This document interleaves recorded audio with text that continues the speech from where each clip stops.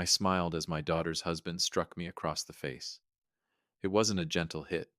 It was a full-force, open-handed strike, fueled by pure, unadulterated rage. My glasses flew from my face, skittering across the cold linoleum. The sharp taste of copper flooded my mouth where my teeth had bitten into my own cheek. But I didn't fall, and as the stinging heat bloomed across my jaw, I didn't feel fear. I didn't feel humiliation. I felt absolute, icy triumph. Because he thought he had just won an argument. He didn't realize he had just handed me the final, undeniable key to his absolute destruction. Let me paint the picture for you. I am 60 years old. I was standing in the middle of a brightly lit supermarket aisle on a painfully ordinary Tuesday afternoon. Surrounding my worn leather shoes was a chaotic mess of crushed bread, dented soup cans, and a shattered carton of eggs, the yolks bleeding slowly across the pristine floor. Looming over me was a man named Albert. Albert stood 6'2". He had the kind of broad, imposing architecture that made smaller men instinctively step out of his way on the sidewalk. For years, he had used that physical presence as a weapon, a tool of silent intimidation. I had watched him wield that unspoken threat over my daughter for the better part of a decade. And for the last 8 agonizing months, I had watched him try to wield it over me. Clean it up. His voice was a venomous hiss, barely audible over the hum of the fluorescent lights. I could smell the stale, bitter coffee on his breath. I said, "Clean it up, you pathetic parasite. Get on your knees and pick it up right now." I simply stared at him. All around us, the world had ground to a halt. Other shoppers were frozen in place. Some were pretending to read the nutritional labels on cereal boxes, their eyes darting sideways. Others were openly staring, paralyzed by the sheer, naked cruelty unfolding in the produce section. I could feel the suffocating weight of their pity. They saw a frail, broken father-in-law being terrorized by a monster. They thought they were witnessing a tragedy. They were actually watching a trap snap shut. No, no. The word left my lips quietly. But in that tense, suffocating silence, it sounded like a thunderclap. Albert's eyes widened. A flicker of genuine shock breached his carefully constructed mask. In all the months I had lived under his roof, months of biting my tongue, swallowing my pride, and playing the role of the helpless, dependent old man, I had never once defied him directly. "What did you just say to me?" he growled, the volume of his voice dropping into a dangerous, gravelly register. "I said no," I repeated, my tone utterly devoid of emotion. "I am not picking up anything." That was the moment the facade shattered entirely. The last shred of his restraint vanished, replaced by a violent, blinding fury. I saw his heavy shoulder dip. I saw the massive hand pull back. I saw it arcing through the air toward my face. I could have dodged it. I had the training. I had the reflexes. But I intentionally planted my feet and absorbed the full, brutal impact of the blow. The crack of his hand against my cheek echoed down the aisle like a gunshot. My head violently snapped to the left. I stumbled backward, my hips slamming painfully against the metal edge of a shopping cart. For a few seconds, the entire world went completely muted. The background music, the shocked gasps of the onlookers, the hum of the refrigerators, it all faded into a dull, ringing silence. I slowly brought a trembling hand to my face. I felt the swelling flesh. I tasted the blood, and then I smiled. It wasn't a smile of joy. It was the terrifying, hollow smile of a predator who had finally cornered its prey. My hands weren't shaking anymore. I reached into my coat pocket and pulled out my phone.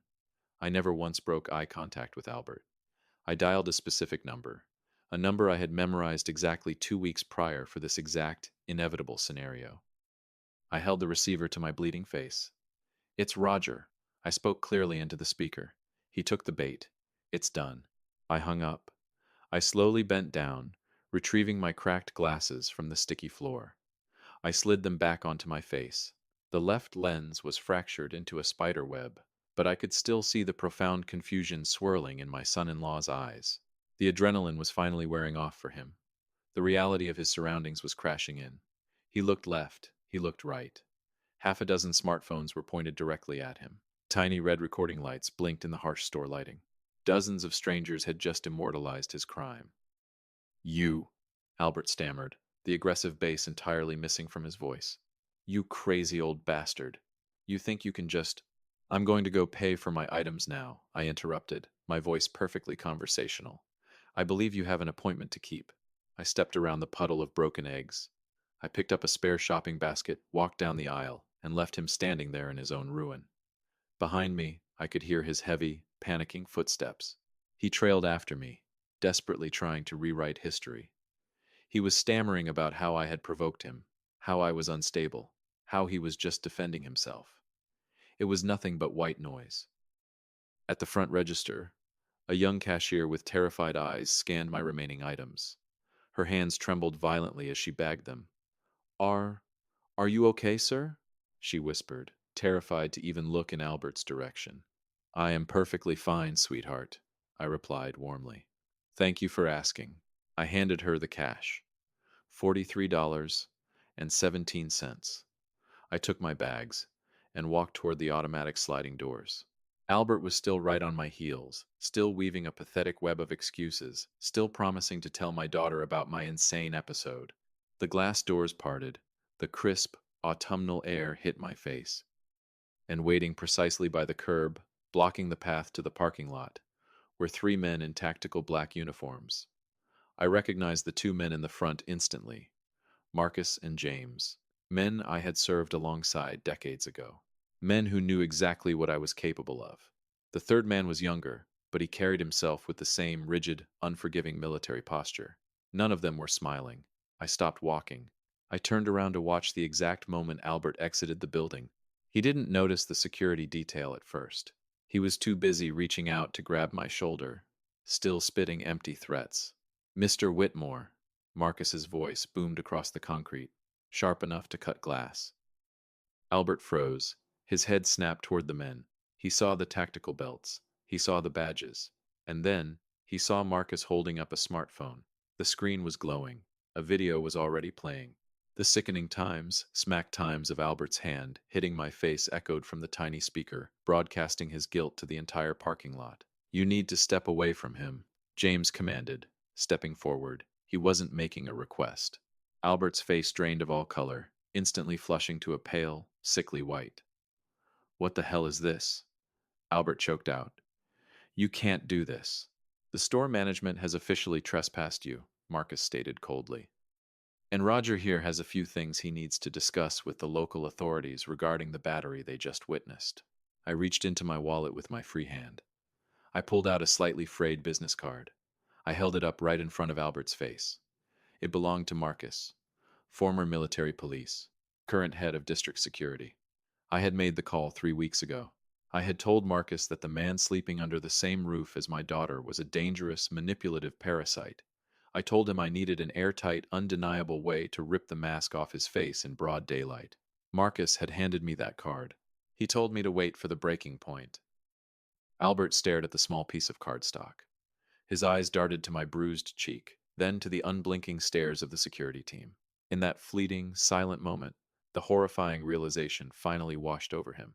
He hadn't been breaking a helpless old man. He had been blindly wandering into a meticulously designed slaughterhouse. You set this up, Albert whispered, the breath hitching in his throat. I adjusted my shattered glasses. No, Albert, I replied softly. I just gave you the rope. You tied the noose yourself. As the security detail closed in around him, physically separating him from the rest of the world, I walked to my car. My face throbbed with a brilliant, pulsing pain. The delayed adrenaline finally made my hands shake as I loaded the groceries into the trunk. But beneath the physical ache was a profound, overwhelming sense of relief. Because this dramatic spectacle wasn't just about a slap in a grocery store. This was the culmination of 8 months of psychological warfare. 8 months of carefully gathering evidence, documenting lies, and waiting in the shadows of my own life. I sat in the driver's seat and watched the flashing red and blue lights of the approaching police cruisers reflect in my rearview mirror. My burner phone vibrated in the cup holder. A text message from my daughter, Claire. Where are you? Albert just called. He said you had some kind of crazy episode at the store. I stared at the glowing letters. Of course he had called her first. He always tried to control the narrative. That was his specialty. I picked up the phone and typed my response. Meet me at the 5th Street Police Precinct. We are going to have a family meeting. I put the car in drive and pulled away. leaving Albert surrounded by uniforms, drowning in his own hubris. The final stage of the game had officially begun. But to understand how we got to this violent breaking point, you have to understand how my descent into hell began. It didn't start with a slap. It started with a simple fall down a flight of stairs, exactly 8 months ago.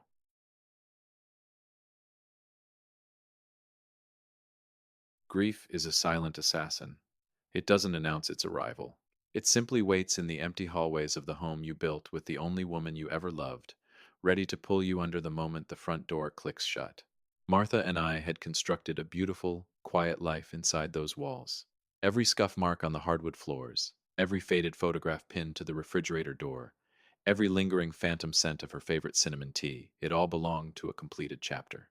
2 years after the cancer violently stole her away from me, I was merely a ghost haunting my own living room. I would wake up in the dead of night, my arm instinctively reaching across the mattress to find her. The brutal reality of the cold, empty sheets was a fresh, bleeding wound every single morning. Claire was terrified for me. She called constantly. Her voice would pitch up an octave, tight with that specific, suffocating anxiety only a child feels when watching their parent fade away into a shell of their former self. She meant well. She loved me fiercely. But even then, I could hear the whispered conversations in the background of those phone calls. The muffled, tense debates with Albert about what to do with the broken old man. Then came the Tuesday that changed everything. It wasn't a dramatic accident. There was no grand tragedy. It was just a heavy laundry basket, a misjudged shadow, and a single, careless step on the basement stairs. Gravity is a ruthless teacher. I tumbled hard in the darkness. My hip struck the concrete floor with a sickening, audible crunch. The pain was immediate, blinding, and absolute. I lay there in the damp chill of my own basement for 3 agonizing hours, unable to move, unable to reach a phone, simply staring up at the dusty ceiling joists, waiting for my daughter's weekly visit, entirely stripped of my dignity. The hospital lights were blinding. The surgeon's verdict was even worse. I would heal, the bones would knit back together. But the fierce independence I had clung to so desperately since Martha's funeral, that was gone. He can't live alone anymore, the doctor murmured to Claire in the sterile hallway. Not safely, not yet.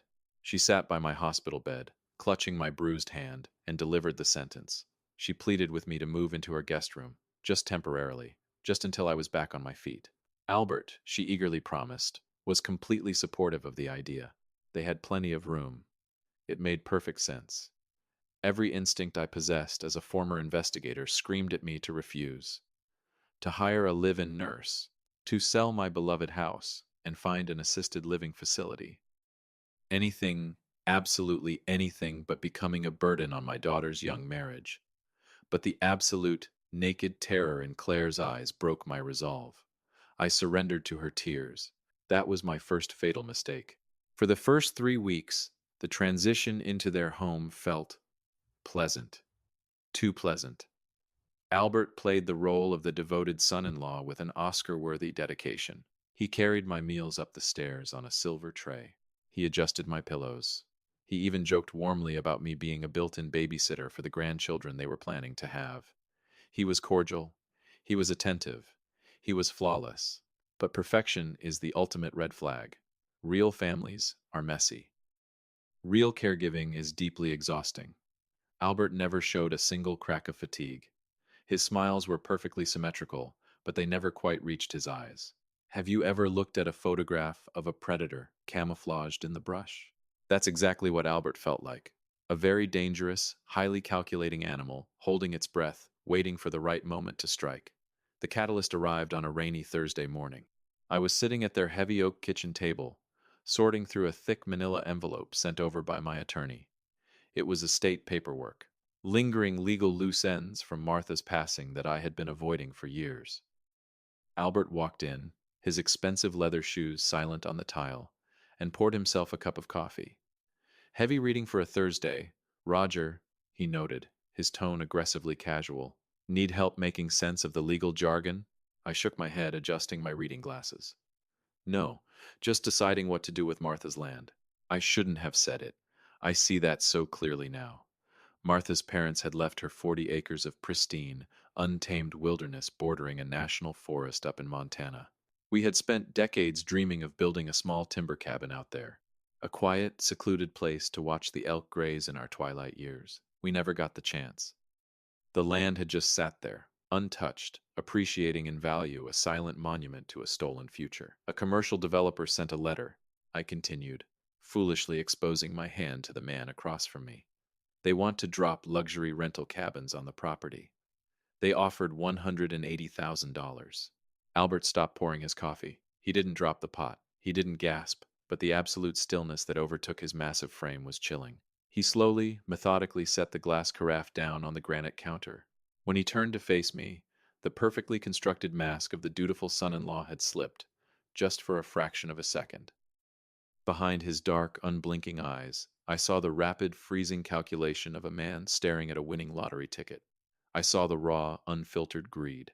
It was the look of a shark smelling fresh blood in pitch-black water.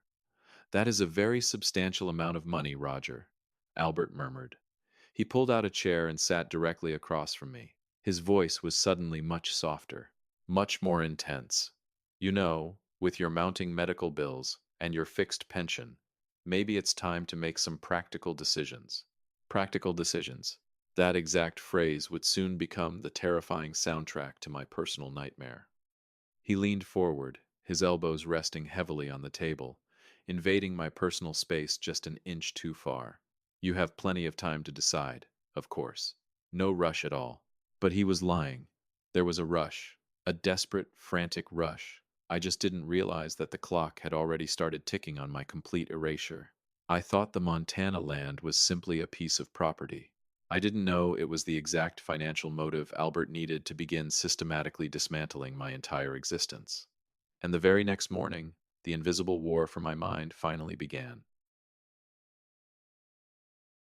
How exactly do you make a sane, competent man disappear without shedding a single drop of blood? You don't use violence. You don't use force. You simply steal his reality. Piece by agonizing piece, you dismantle his world until he questions his own reflection. That is the true, insidious nature of abuse. It doesn't start with a scream. It starts with a whisper. For me, the erasure began at the front door. The mailbox suddenly became enemy territory. My monthly pension statements vanished. Envelopes bearing the official crest of my bank never seemed to make it to the kitchen island. When I inevitably asked about the missing mail, Albert's smile was chillingly smooth. The picture of patience. "I thought it was a scam, Roger," he would say, casually wiping down the countertops. "You know how aggressive these junk mailers are getting with seniors." I tossed it, just trying to help you stay organized. He wasn't organizing my life. He was starving me of information. Then came the silence, the deafening, suffocating silence of total isolation. For decades, my life had been anchored by routine.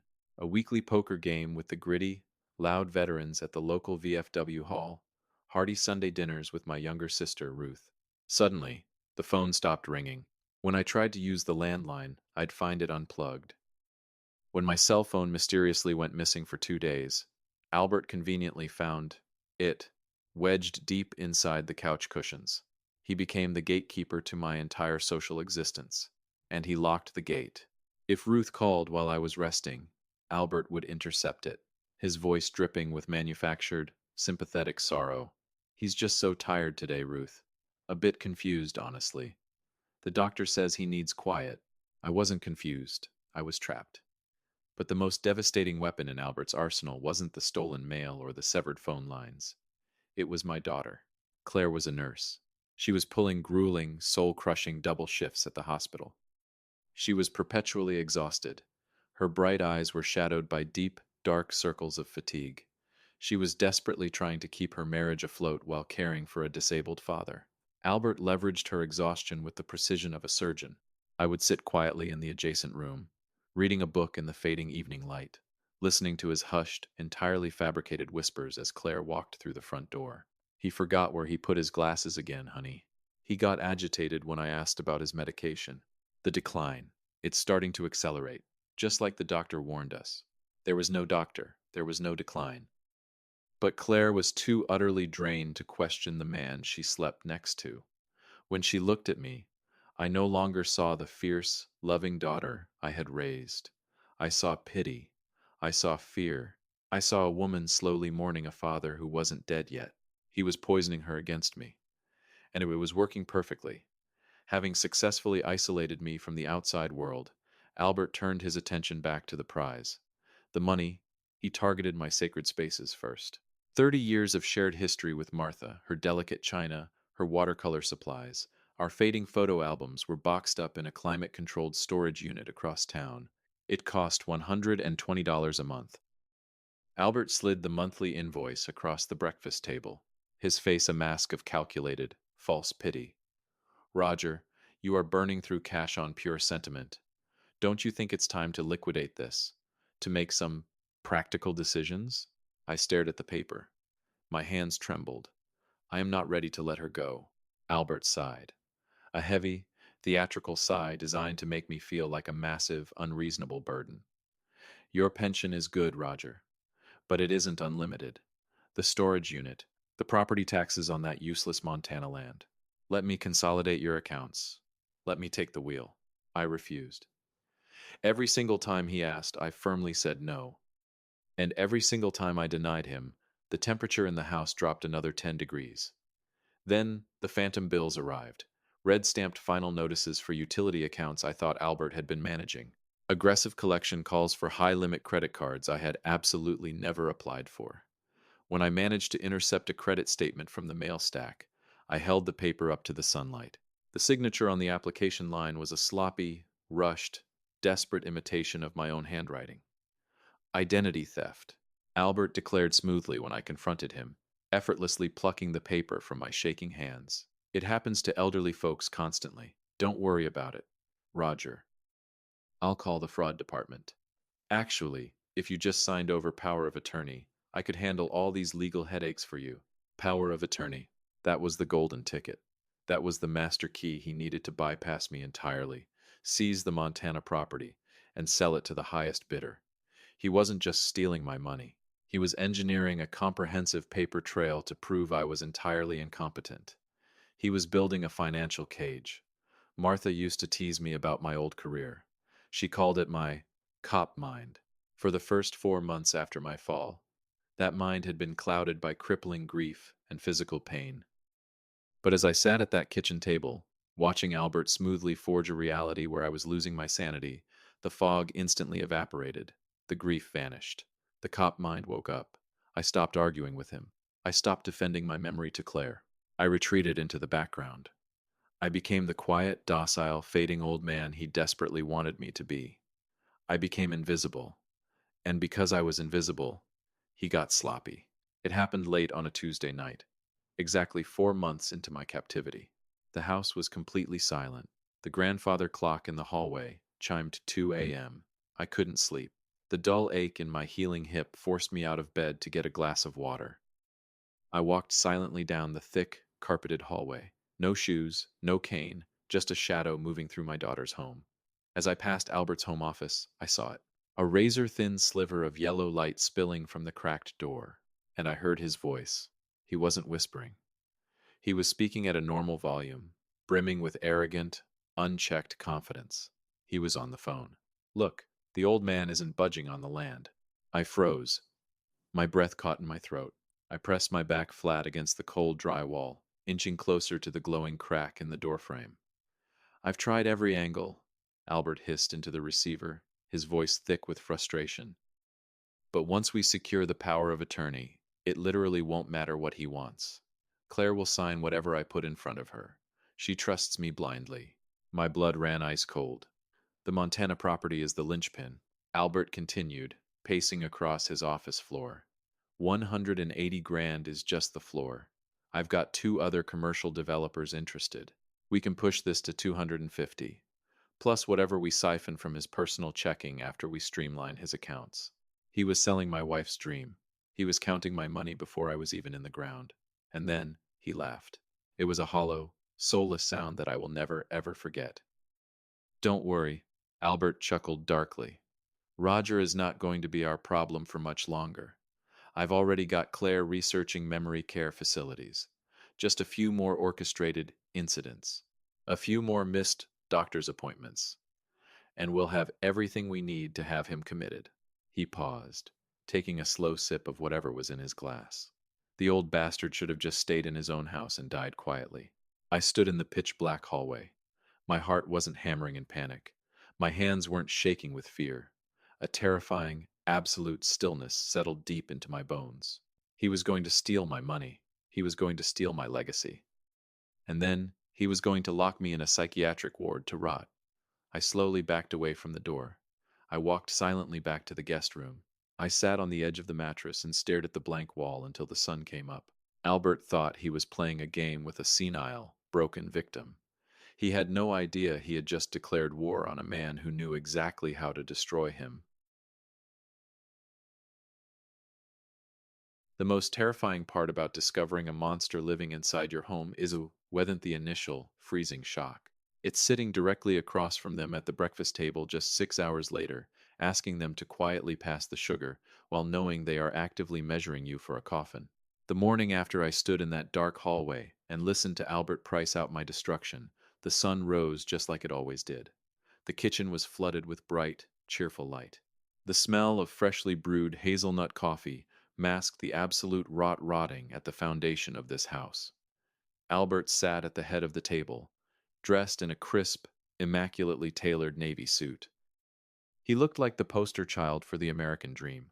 He was scrolling through the financial news on his tablet, occasionally taking a slow, satisfied sip from his mug. Claire sat next to him, wearing her wrinkled blue hospital scrubs. She looked like a ghost haunting her own life. I watched them not as a father-in-law, but through the cold, detached lens of a lead investigator. For the first time, the fog of my grief was completely gone. The emotional blinders were off. And what I saw made my stomach turn into a hard, leaden knot. "You forgot to run the dishwasher again last night, baby," Albert murmured softly, his eyes never leaving his glowing screen. Claire blinked, her heavy eyelids drooping. I I could have sworn I pushed the button before I went to bed. I'm sorry." "It's fine," Albert sighed, offering her a practiced, entirely hollow smile. "You've just been so forgetful lately. The stress must be getting to you. Don't worry, I'll take care of it." It was a microscopic exchange, a completely mundane domestic interaction, but I saw the terrifying mechanics behind it. He wasn't just doing this to me, he was doing it to my daughter. He was systematically chipping away at her reality, making her doubt her own memory, her own competence, her own mind. He was positioning himself as the only reliable anchor in a sea of manufactured chaos. If he could convince a bright, capable trauma nurse that she was constantly making mistakes, convincing her that her grieving, elderly father was losing his mind was going to be child's play. Every fiber of my being, every protective, paternal instinct I possessed screamed at me to stand up, to reach across the granite island, grab him by his expensive silk tie, and expose the absolute monster hiding behind that charming smile. I wanted to flip the table. I wanted to scream the truth to my daughter until she woke up from this nightmare. But I couldn't. If I raised my voice, if I made a scene, Albert would simply look at Claire with those wide, perfectly sympathetic eyes. He would gently place a hand on her shoulder and whisper, "See, this is the paranoia I warned you about. The dementia is making him aggressive." Uh, I would be walking directly into the exact trap he had spent 4 months meticulously digging for me. To catch a criminal, you have to learn how to breathe their air. You have to understand their arrogance. You have to become the very thing they believe you to be. If Albert needed me to be a frail, confused, helpless old man, then I was going to give him the performance of a lifetime. I would become the perfect victim. At 8 a.m., Albert kissed his exhausted wife on the cheek and left for his downtown office. At 8:30 a.m., Claire dragged herself out the front door to begin another grueling 12-hour shift at the hospital. The moment the deadbolt clicked shut, the frail old man vanished. The cop mind took the wheel. I stood up, my posture instantly straightening. I ignored the dull, throbbing ache in my healing hip. I walked back up the stairs to my guest room, my temporary prison cell, and began to survey my limited assets. I had no access to the landline. My bank accounts were actively being hijacked.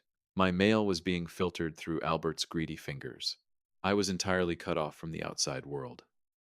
The first rule of any undercover operation is establishing a secure line of communication. I went into the bathroom and retrieved my leather shaving kit from the bottom drawer. Tucked deep behind the lining, hidden beneath a spare razor, was an emergency stash of cash I had kept for years. Two crisp $50 bills. I grabbed my wooden cane, not because I needed it to walk, but because it was part of my camouflage. I left the house and walked exactly 4 blocks to a dingy, dimly lit corner pharmacy. I kept my head down, heavily leaning on the cane, playing the part of the shuffling neighborhood senior just in case Albert had asked any of the neighbors to keep an eye on his wandering father-in-law. I walked straight to the electronics aisle. I bypassed the shiny smartphones and picked up a cheap, plastic, prepaid burner phone. No contracts, no GPS tracking, no paper trail for Albert to intercept.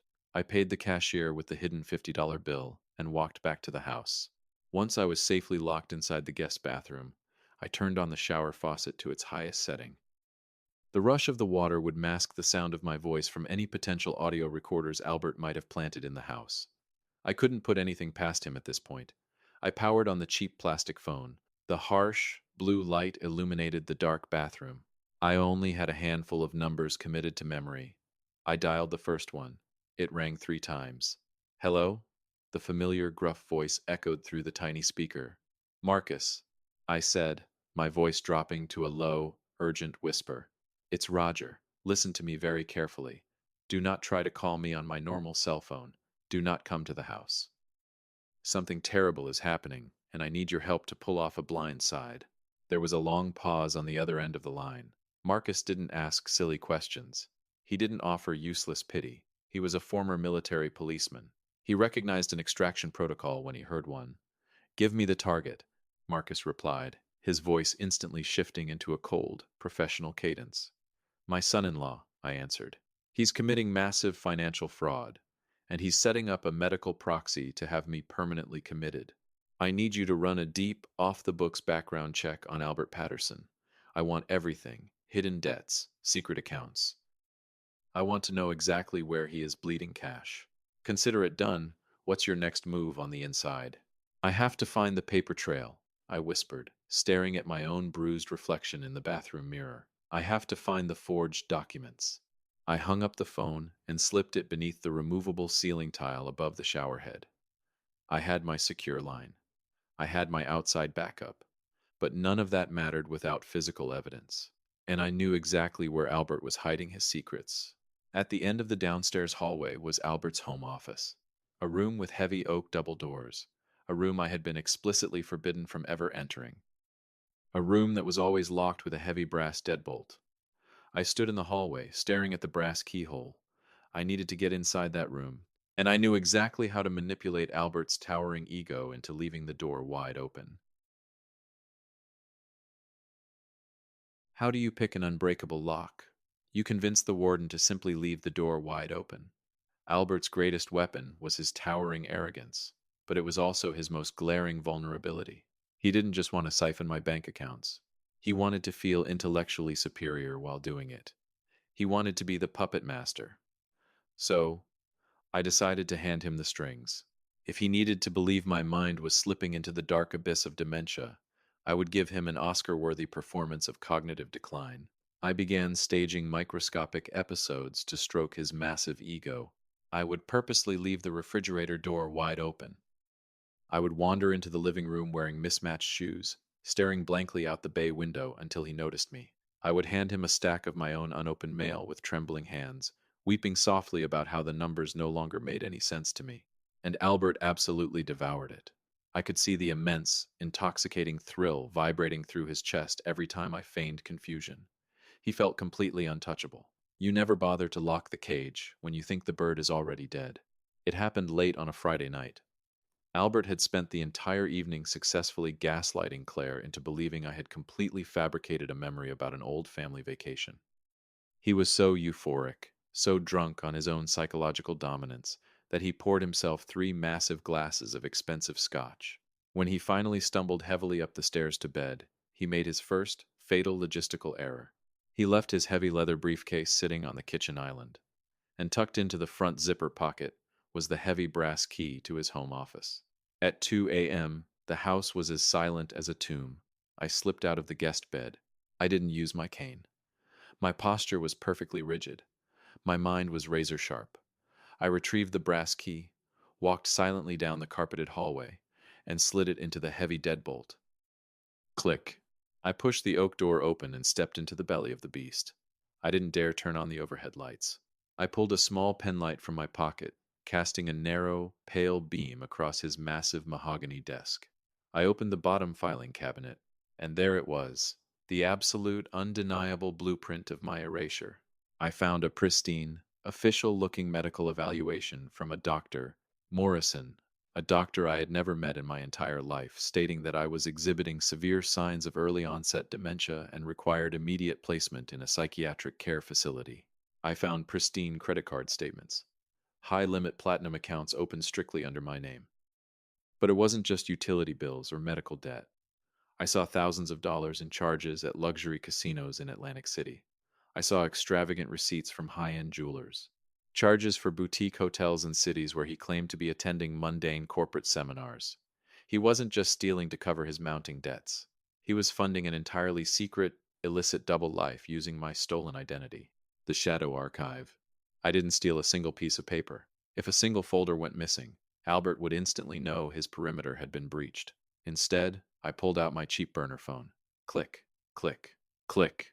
I photographed every forged signature, every fraudulent bank statement, every fabricated medical document. I backed the digital files up to a secure, encrypted cloud server that Marcus had set up for me. But in the court of law, expensive defense attorneys can fiercely debate a paper trail.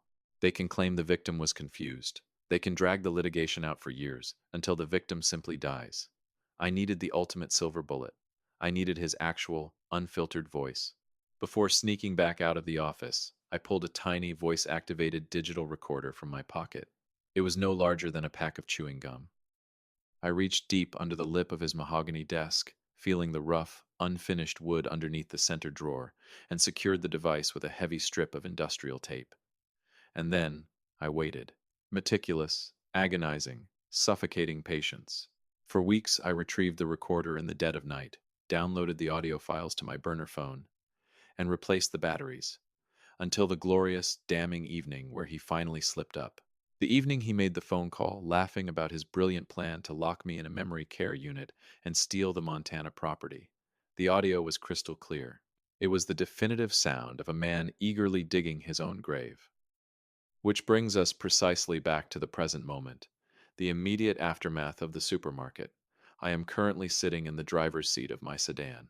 The afternoon sun is glaring through the windshield, highlighting the fractured, spiderweb cracks in my left glass's lens. My cheek is throbbing with a hot, brilliant pulse of pain where Albert's massive hand had connected with my flesh. I glance in the rearview mirror. I watch the flashing red and blue lights of the local police cruisers reflecting in the glass. I watch Albert Patterson, the man who thought he was a god, violently panicking as the district security team boxes him in. He is gesturing wildly. He is screaming at the officers. But nobody is listening to him anymore. The illusion is dead. My burner phone vibrates against the center console. It is a text message from my sister, Ruth. I am on my way to the precinct. I have the master folder. It is time. I take a deep, shaky breath, tasting the lingering metallic tang of blood in my mouth. I shift the car into drive and pull out of the parking lot, leaving my abuser completely surrounded by the consequences he never saw coming. The trap had successfully snapped shut on Albert. The evidence was secured. The authorities were fully engaged. But as I drive toward the 5th Street Police Precinct, a cold, heavy dread settles deep into my stomach. Destroying the monster meant destroying the world my daughter believed she lived in. In order to save Claire's future, I was about to walk into that police station and shatter her entire reality into a million irreparable pieces. 3 hours. That is exactly how long it took for Albert to escape the initial chaos of the supermarket parking lot and finally drag himself back to the house. I was already waiting for him. I sat perfectly still in the center of the living room couch. A cold gel pack was pressed firmly against the swelling, purple contusion on my jaw. The house was entirely silent, save for the rhythmic, agonizing ticking of the grandfather clock in the hallway. I heard the heavy engine of his SUV shut off in the driveway. I heard the car door slam, He didn't burst through the front door with his usual arrogant swagger. He entered quietly, cautiously. The heavy deadbolt clicked, and his expensive leather shoes padded softly onto the hardwood floor. He stopped dead in the archway of the living room. We simply stared at each other. His immaculate navy suit was rumpled. His tie was violently yanked loose. His hair, usually styled to absolute perfection, was a messy, frantic tangle. His eyes were completely bloodshot, a chaotic mixture of blind panic and murderous rage. "Where is Claire?" he demanded. His voice was a tight, vibrating wire, stripped of all its usual velvet charm.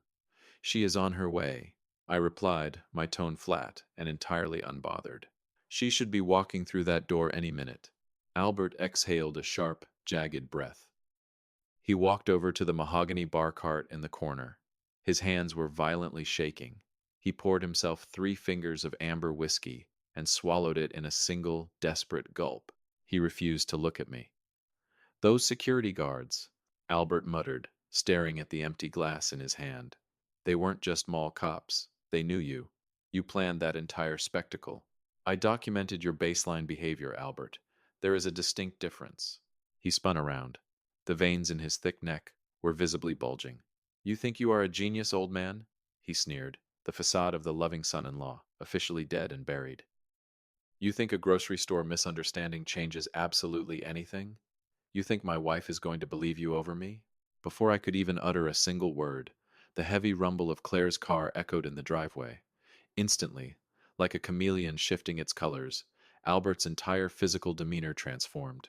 The murderous rage vanished, his shoulders slumped, his face contorted into a mask of pure, wounded exhaustion. I watched the metamorphosis with a sickening sense of awe. This was the terrifying, daily illusion my daughter lived with. The front door flew open. Claire rushed into the foyer. She was still wearing her blue hospital scrubs. Her breathing was shallow and frantic. She had sprinted from her shift the second Albert had called her. Her terrified eyes darted to Albert and then immediately locked onto my face. She saw the massive, dark bruise blooming across my cheek. She saw the shattered lens of my spare glasses resting on the coffee table. "Dad," she gasped, covering her mouth with her trembling hands. "Oh my God, what happened to your face?" "Your husband struck me," I stated calmly, "in the middle of the produce section, in front of 24 witnesses." Claire's head snapped toward her husband. Albert immediately held up both of his hands in a gesture of peaceful surrender. His expression was a flawless masterpiece of gentle, heartbreaking sorrow. "Honey, please." "It wasn't like that," Albert pleaded, his voice dripping with manufactured empathy. "Your father, he had an episode. A really bad one. He was completely disoriented. He started dropping groceries everywhere, and when I tried to gently help him up, he became incredibly paranoid. He took a slow, hesitant step toward her. He started screaming accusations at me. He actually took a wild swing at my head. I put my hands up to defend myself, and I accidentally clipped his cheek. I am so sorry, baby. It was pure reflex. It was a brilliant, terrifying lie." He wove the fiction together with such seamless, plausible confidence that if you didn't know the absolute truth, you would bet your life on his innocence. Claire looked back and forth between us. Her eyes were rapidly filling with hot, desperate tears. "Dad," she whispered, her voice cracking under the emotional weight. "Is that true? Were you confused?" "No, sweetheart," I answered softly, never breaking eye contact with my daughter. "I was not confused. He knocked my basket to the floor. He called me a parasite, and when I refused to submit to him, he struck me intentionally." Albert let out a heavy, tragic sigh. "Claire, honey, this is exactly what Dr. Morrison warned us about. Remember? The aggressive defensiveness, the wild paranoia. It is part of the neurological decline." The room temperature seemed to plummet. Claire's face completely crumpled. She placed a hand on her chest, as if trying to hold her breaking heart together. "I know," she sobbed quietly. "I know. I just didn't want to believe it was getting this bad." My chest tightened into a vice. "Claire," I said, my voice rising with urgent clarity, "I do not have memory issues. There is no Dr. Morrison. Your husband is systematically lying to you. He is trying to force me into a psychiatric facility so he can steal the Montana property." "Stop," Claire screamed, pressing her palms against her temples.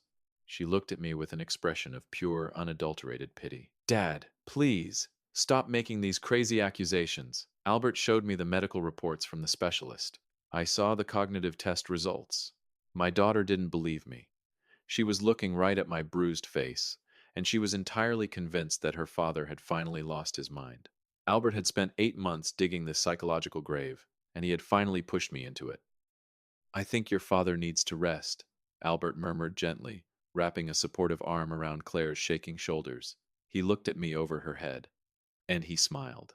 It was a microscopic, victorious smirk. He had won. He had successfully cornered me in my own mind. I slowly stood up from the couch. I ignored the screaming pain in my hip. I reached into the inside pocket of my cardigan. Before you make any calls regarding my mental health, I said, my voice dropping to a low, glacial whisper, I think both of you need to listen to something. Albert's victorious smirk instantly vanished. What is that? I pulled out the tiny, black digital recorder. I placed it firmly in the exact center of the glass coffee table. I pressed play. A sharp burst of static crackled from the tiny speaker.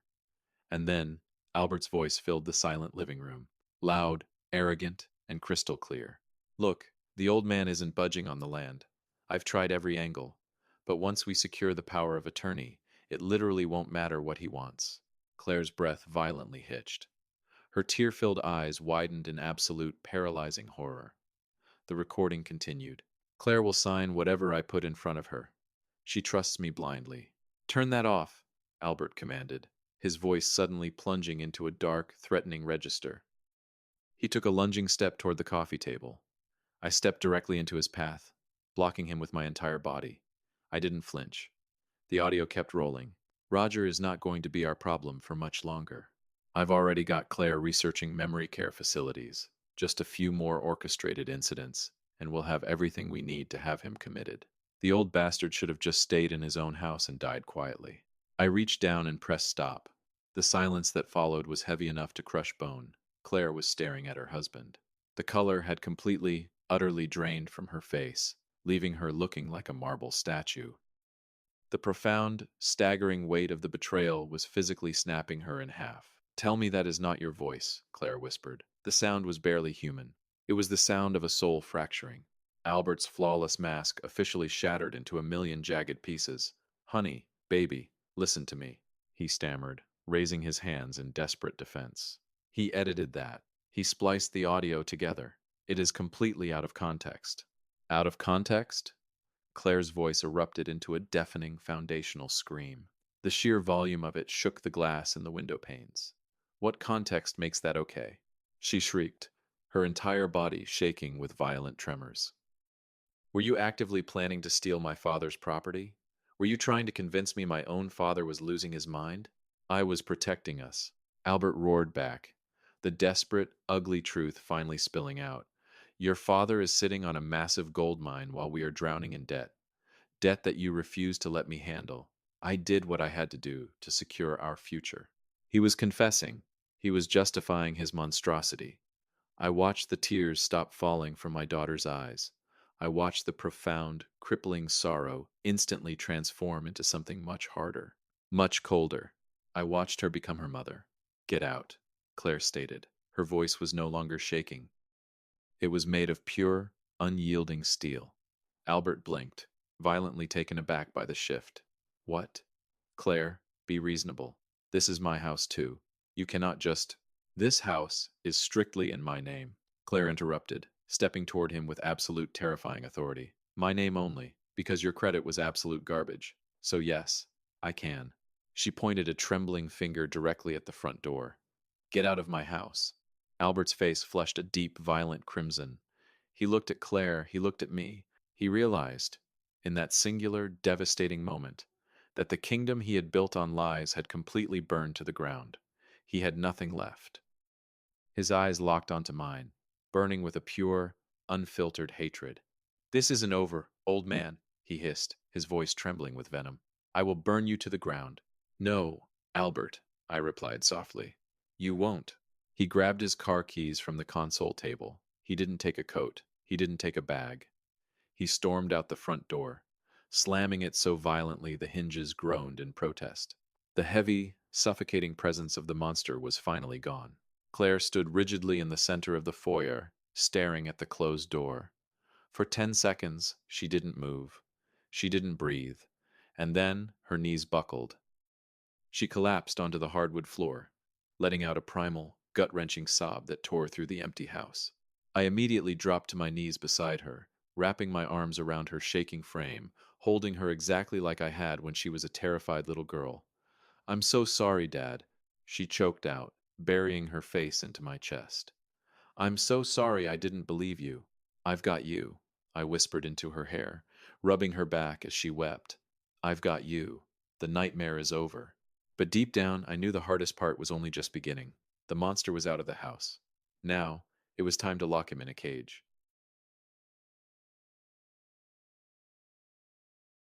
3 days. That is exactly how long it takes to map out the complete, terrifying anatomy of a monster. For 72 hours following Albert's explosive eviction, my daughter did not sleep. The massive oak dining room table was entirely swallowed by a chaotic sea of spreadsheets, highlighted bank statements, and forged loan documents.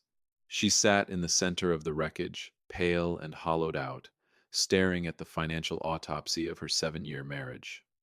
I set a fresh cup of coffee down beside her laptop. She didn't even blink. "Dad," she whispered, her voice a dry, rasping husk. "Look at this." She pointed a trembling finger at a credit card statement. A platinum account I had absolutely never authorized, opened under my social security number. $5,000 at a luxury casino in Atlantic City. She read aloud, the numbers tasting like ash in her mouth. "We have never been to Atlantic City.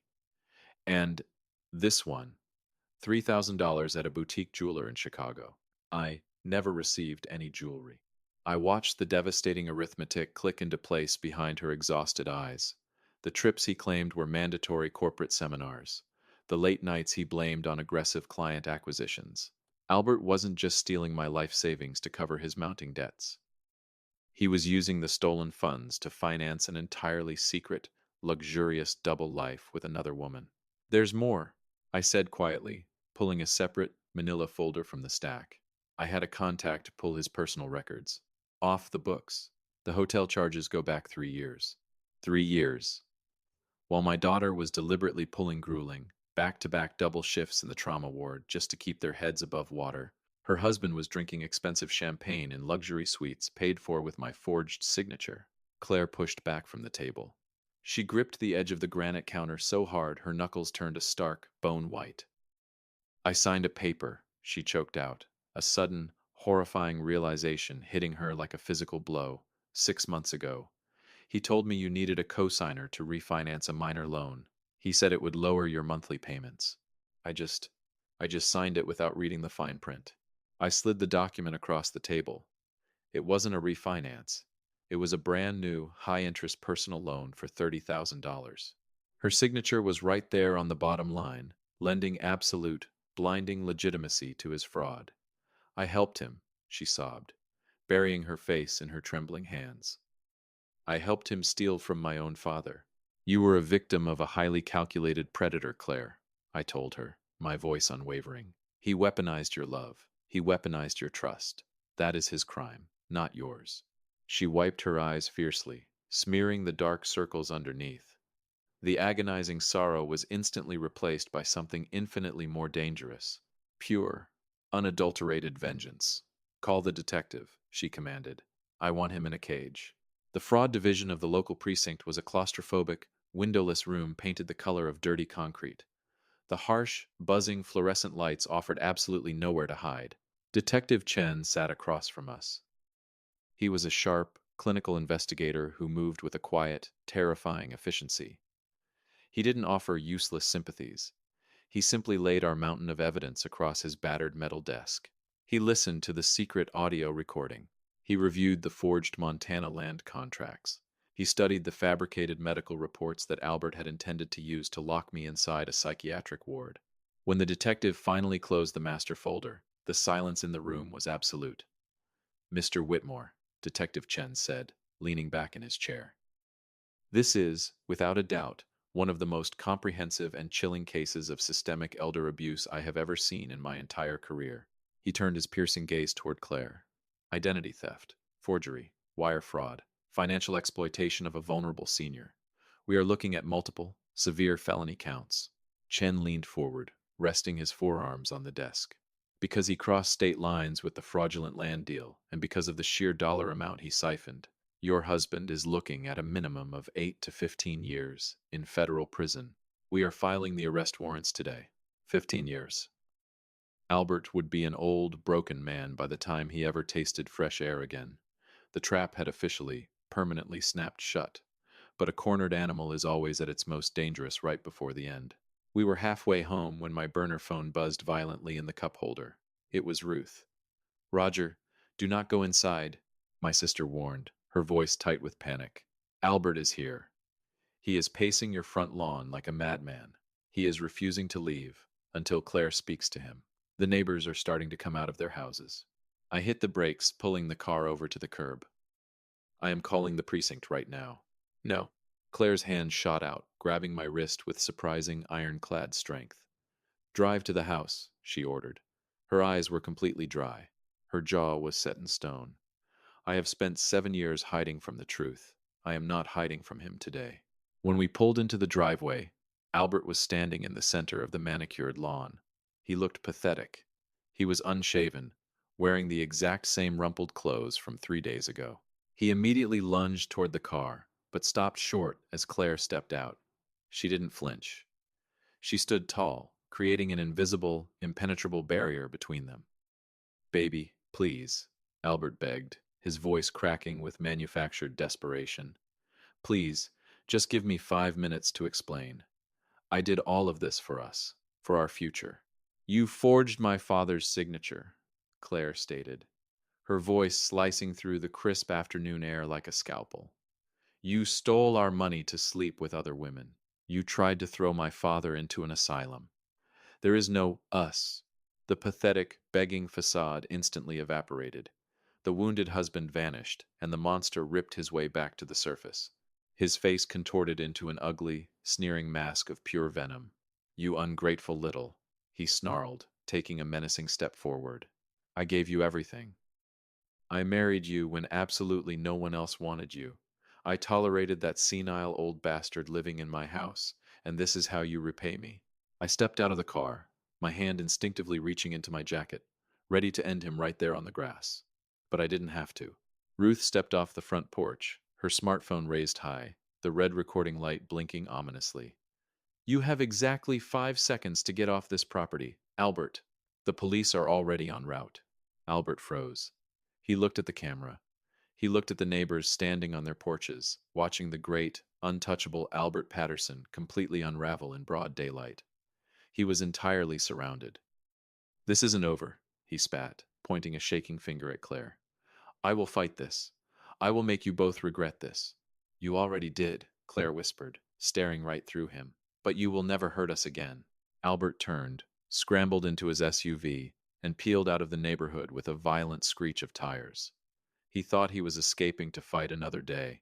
He thought his expensive lawyers would find a loophole. He didn't know the warrants were already signed. He didn't know that by tomorrow morning, the cold steel of a jail cell would lock him away from the world forever. The legal war was officially won. But the emotional prison he had left my daughter in, that was a lock we still had to break. Survival isn't simply about escaping a burning building. It is about deciding exactly what you are going to construct from the smoldering ashes. 6 months had passed since the afternoon we left Albert standing on the front lawn. 6 months since the heavy, steel doors of the county lockup slammed shut behind him. I stood in the doorway of my brand new apartment, holding a steaming mug of black coffee, and watched the golden morning sunlight spill across the hardwood floor. It was a modest, one-bedroom unit on the third floor, overlooking a quiet city park. But more importantly, it was entirely mine. My name was the only one printed on the lease. My books lined the shelves. My quiet, structured life had been completely restored. The pristine, 40-acre expanse of Montana wilderness was still mine, too. The moment the commercial developers caught wind of the massive federal fraud investigation, They violently pulled their contracts. They demanded their $25,000 deposit back from Albert. He didn't have a single dime to his name. That failure immediately tacked on an additional felony wire fraud charge to his rapidly expanding rap sheet. The Montana land simply went back to sleep, waiting untouched for the day I finally decided to build Martha's dream cabin. My phone vibrated on the kitchen counter. Claire's name illuminated the screen. Even now, half a year later, a tiny, phantom flutter of anxiety still accompanied her calls. Our relationship was surviving, but it was delicate. We were carefully navigating a completely altered landscape, learning how to speak to one another without the suffocating ghost of Albert Patterson hovering in the room. Hey, Dad. Her voice filtered through the speaker, sounding lighter than it had in years. Are we still good for 10 o'clock? I found Mom's old recipe box. I made her cinnamon apple cake. A profound, physical warmth loosened the tight knot that had been sitting in my chest for over a year. Martha's apple cake. The exact aroma that used to officially signal the start of our Sunday mornings. The scent of absolute safety. That sounds perfect, sweetheart, I answered. I'll put a fresh pot of coffee on. At precisely 10 o'clock, a soft knock echoed through the apartment. I opened the door to find my daughter holding a glass baking dish. The dark, exhaustion-carved circles under her eyes had finally begun to fade. She had lost a terrifying amount of weight during the grueling criminal depositions, but the color was slowly returning to her cheeks. She was healing, minute by minute, day by day. Come on in, I smiled, stepping aside. She placed the dish on my small kitchen table. The rich, intoxicating scent of baked cinnamon and warm sugar instantly filled the room. For a fleeting second, it felt as though Martha was standing right there in the kitchen with us, watching over the fragile peace we had violently fought to secure. I poured 2 cups of coffee. I cut 2 generous slices of the warm cake. We sat across from one another in the bright sunlight. I took a slow bite. It was flawless. It tasted exactly like a time before the grief, before the lies, before everything became a battlefield. You nailed the recipe, I murmured. Claire offered a small, wistful smile. The divorce decree arrived in the mail yesterday. It is officially finalized. I slowly set my fork down on the porcelain plate. I knew the paperwork was winding its way through the courts, but hearing the absolute finality of the statement carried a heavy, profound weight. How are you holding up? I asked gently. She stared down at her coffee mug, tracing the ceramic rim with her thumb. I feel completely hollowed out, and yet I feel like I can finally breathe again. I gave that man 7 years of my absolute devotion, Dad, and I am still discovering new layers to his lies. I don't know if I will ever fully trust my own judgment again. You will, I promised her. Trust is a muscle. It just takes time to rebuild the strength. His criminal sentencing hearing is scheduled for next month, Claire continued, her voice hardening. The federal prosecutor called me. Because of the sheer volume of the financial exploitation, the judge is not offering leniency. He is looking at the maximum, 15 years. Albert Patterson would be an aging, broken man by the time he ever walked free. His arrogant, luxurious double life had been traded for a concrete box and a steel toilet. I waited to feel a rush of vindictive satisfaction. I waited to feel the triumph of revenge. But all I felt was a quiet, settling peace. The monster was contained. He could no longer hurt my family. I am still liable for the massive loan I co-signed, Claire whispered, the lingering guilt rearing its ugly head. The bank is aggressively coming after me for the 30,000. I don't know how I am going to cover it without losing the house. You are not going to lose the house, Claire, I stated firmly, reaching across the table to cover her trembling hand. We are going to pay it off together. From my accounts. No, she instantly protested, her eyes welling with hot tears. I cannot take your money. That is exactly what started this entire nightmare. Albert believing he was entitled to your life savings. I am not Albert, I said, locking eyes with her. And you are not taking anything. I am giving it to you. There is a massive, fundamental difference between theft and a father taking care of his child. She squeezed my hand, a single tear escaping and tracing a path down her cheek. My therapist says I need to stop carrying his sins, Claire admitted, her voice thick with emotion. Dr. Richardson specializes in psychological abuse. She told me the gaslighting, the forced isolation, the financial manipulation. It was all textbook. She said I was a victim. But, Dad, I still feel so incredibly stupid. I watched him systematically erase you, and I did absolutely nothing. I leaned forward, my voice unwavering. You loved the man you thought you married. You wanted to believe in the absolute best version of your life. That does not make you stupid, Claire. That makes you human. And the exact moment the blindfold was ripped off, you did not hesitate. You threw him out. You stood your ground. You fought back. Claire wiped her eyes fiercely with the back of her sleeve. She looked around the bright, sunlit apartment, taking in the quiet serenity of the life we had salvaged. I just want to be a family again, she whispered. We are a family, I replied. We are just a little more bulletproof than we used to be. An hour later, Claire hugged me tightly at the door and left for her shift at the hospital. I walked back into the kitchen and stood by the window, looking out over the sprawling green park. The world outside was completely unbothered. The trees were violently swaying in the crisp autumn wind. Life was moving forward, entirely indifferent to the psychological war we had just survived. I picked up a silver-framed photograph resting on the windowsill. It was a picture of Martha, taken at a lake house decades ago. Her head was thrown back in mid-laugh, her eyes crinkling with absolute, uninhibited joy. I traced the edge of the silver frame with my thumb. We made it, Martha, I whispered into the empty room. I kept her safe. I kept our legacy safe. I set the photograph down. Some men believe power is derived from the ability to control and dominate others. They build empires of lies, assuming the people around them are too weak to fight back. Albert Patterson bet his entire life on the assumption that I was a broken, defenseless old man. He grossly underestimated what a father will do to protect his blood. He underestimated the terrifying, unbreakable strength of a man defending his own dignity. If you are listening to this, and you are trapped in the suffocating shadows of someone else's manipulation, remember this. You are never as powerless as they desperately need you to be. The moment you stop playing their game, the moment you decide to strike back, their entire kingdom of glass will shatter. Keep your eyes open. Keep your evidence hidden. And when the time comes to flip the board, make sure they never see you coming. Thank you for tuning in to Dad's Untold Stories. If this story resonated with you, drop a comment, hit that subscribe button, and join our community. We have plenty more family secrets to uncover. Stay strong and stay watchful.